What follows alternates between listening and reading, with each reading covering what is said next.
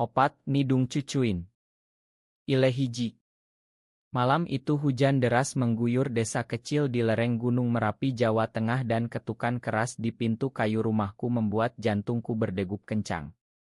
Aku Andi, pria berusia 28 tahun yang hidup sendirian setelah orang tuaku pindah ke kota, tak pernah menyangka bahwa membuka pintu akan membawa masuk angin perubahan yang tak terduga. Di depan sana berdiri seorang pria tinggi tegap basah kuyup memakai topi koboi usang, baju lanel robek di lengan dan sepatu bot berlumpur. Matanya tajam tapi lelah seperti orang yang sudah berjalan bermil-mil.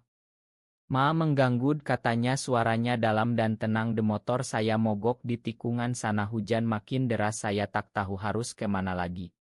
Aku ragu sesaat tapi hati nuraniku tak bisa mengusirnya. "Masuklah," jawabku cepat sambil membuka pintu lebih lebar. "Namanya Budi," katanya, "dia berasal dari peternakan kuda di Sulawesi Selatan, sedang bepergian mencari ketenangan setelah kehilangan seseorang yang penting." Kami duduk di ruang tamu kecil, lampu minyak menyala redup karena listrik padam karena badai. Aku menyeduh teh panas dan memberinya selimut. Percakapan kami mengalir pelan dari cuaca ke perjalanan lalu ke cerita hidup. Budi tertawa kecil saat bercerita tentang kuda-kudanya yang liar, tapi matanya kadang kosong seolah menyimpan luka dalam.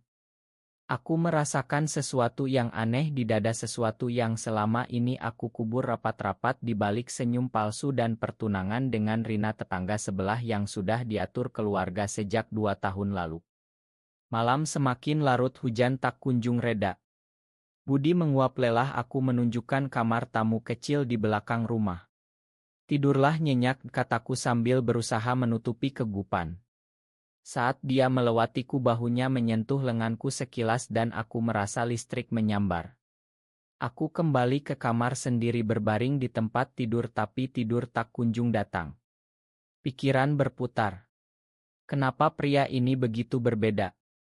Kenapa tatapannya membuatku merasa dilihat sebagai diriku yang sebenarnya, bukan sebagai calon suami Rina atau guru yang baik? Aku bangun, duduk di tepi ranjang, memeluk lutut.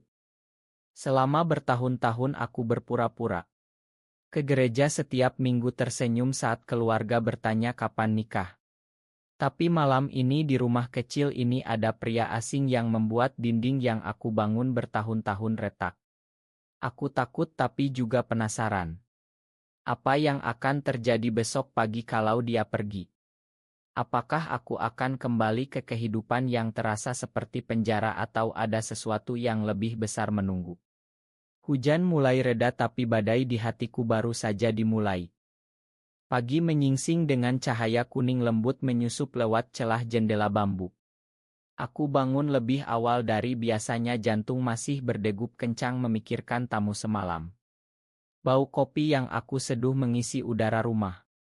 Budi sudah bangun, berdiri di teras depan memandang sawah yang masih basah setelah hujan. Topi koboinya sudah kering tapi bajunya masih kusut. "Terima kasih sudah menginginkan menginap," katanya saat aku mendekat sambil membawa 2 cangkir kopi. "Saya akan pergi setelah motor diperbaiki di bengkel desa." Aku menyerahkan kopi padanya, tangan kami bersentuhan lagi dan kali ini lebih lama. Matanya menatapku dalam seolah membaca pikiran. "Anda tak perlu buru-buru," jawabku tanpa berpikir panjang. Kata-kata itu keluar begitu saja seperti ada kekuatan lain yang mengendalikan lidahku. Budi tersenyum tipis. "Kamu baik sekali Andi, tapi saya bukan orang yang suka merepotkan." Kami duduk di bangku kayu teras, angin pagi sejuk membawa bau tanah basah. Percakapan tadi malam berlanjut tapi kali ini lebih dalam. Budi bercerita tentang peternakan ayahnya di Makassar, bagaimana dia belajar menunggang kuda sejak kecil dan tentang seseorang yang pernah dia cintai tapi hilang karena kecelakaan. Suaranya bergetar saat menyebut nama itu, dia pria yang mengerti saya sepenuhnya. Aku terdiam. Kata pria itu menggantung di udara seperti bom. Aku merasa dunia berputar. Selama ini aku mengira aku satu-satunya yang menyimpan rahasia ini di desa ini.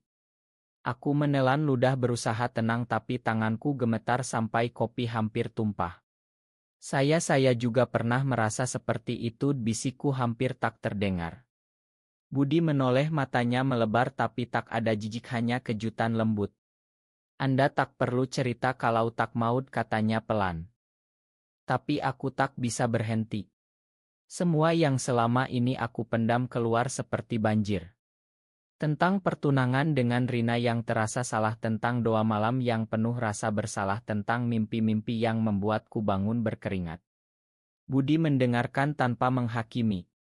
Saat aku selesai, dia meletakkan tangannya di pundakku, ringan tapi hangat. Kamu tak sendirian, Andi. Kata-kata itu seperti kunci yang membuka gembok di dadaku. Pagi itu keputusan datang begitu saja. Saat Budi bangkit hendak pergi, aku berdiri di depannya. Jangan pergi dulu. Inginkan aku ikut denganmu. Budi terdiam lama lalu tersenyum. Kalau begitu kita mulai dari sini. Kami tak tahu kemana arah, tapi untuk pertama kalinya dalam hidupku aku merasa bebas.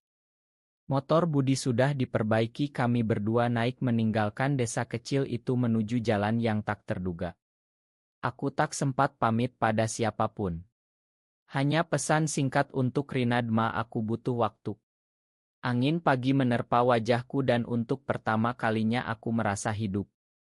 Perjalanan kami dimulai dari jalan berliku menuju Yogyakarta. Budi mengendarai motor dengan tenang sementara aku duduk di belakang memeluk pinggangnya ringan karena malu.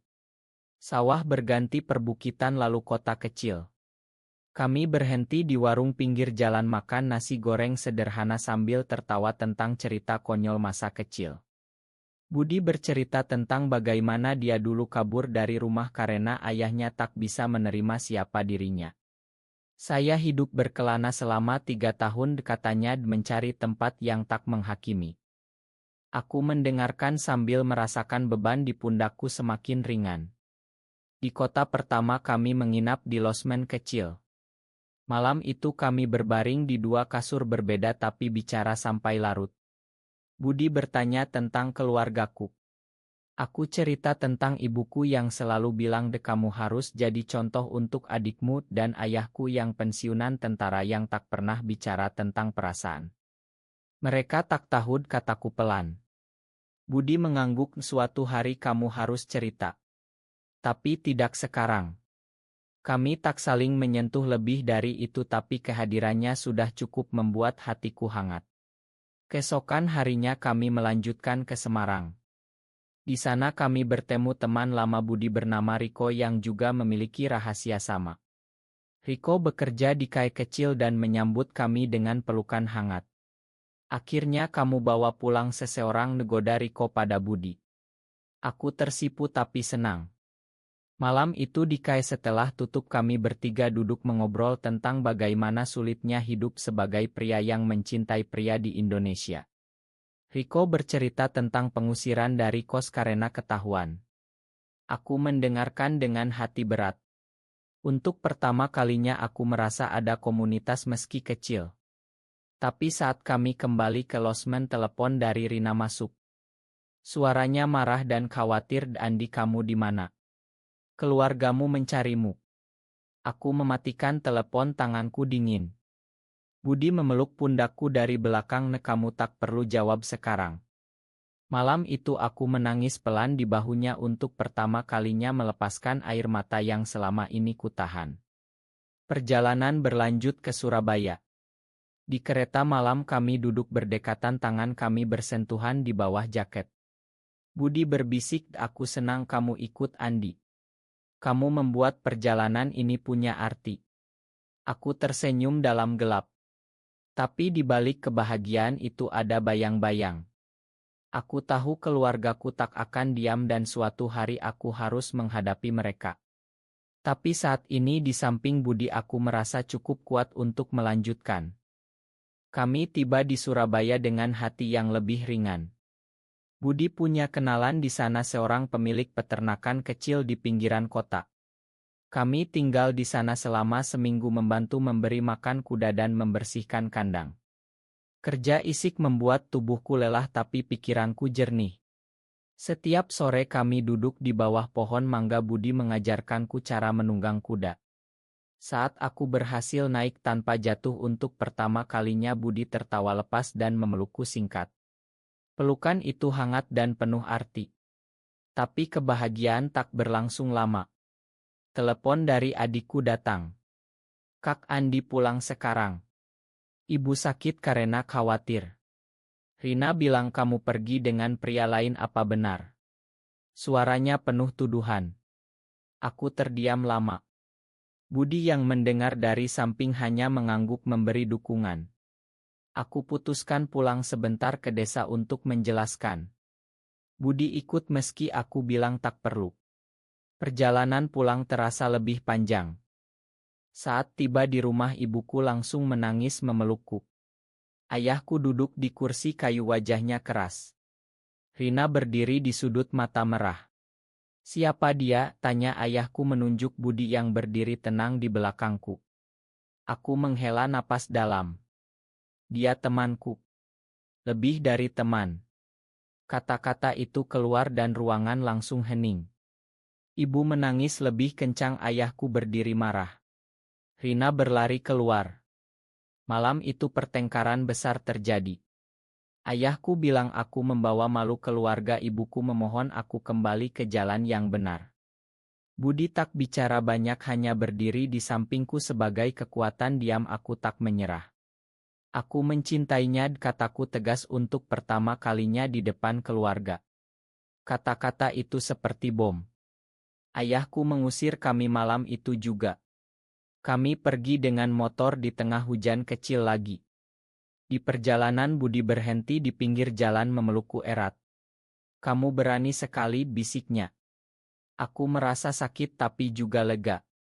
Pengorbanan mulai terasa nyata. Tapi aku tak menyesal. Di kota berikutnya kami tinggal di apartemen kecil milik Riko.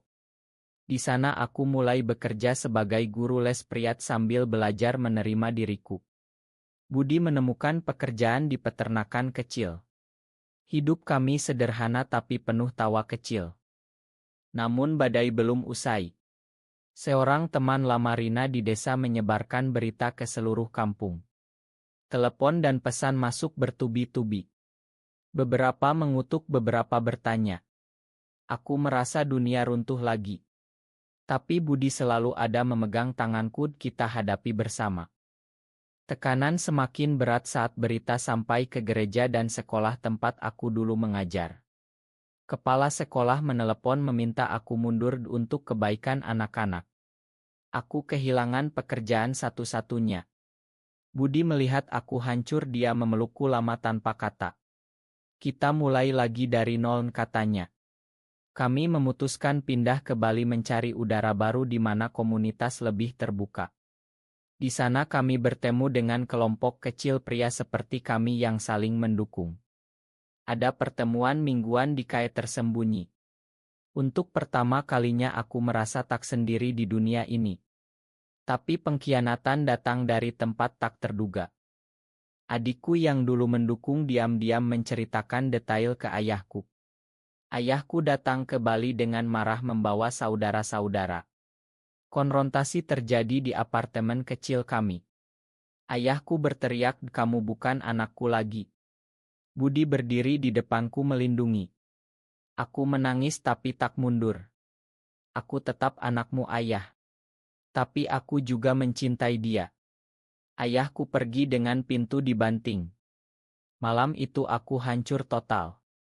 Budi duduk di sampingku semalaman mengusap punggungku.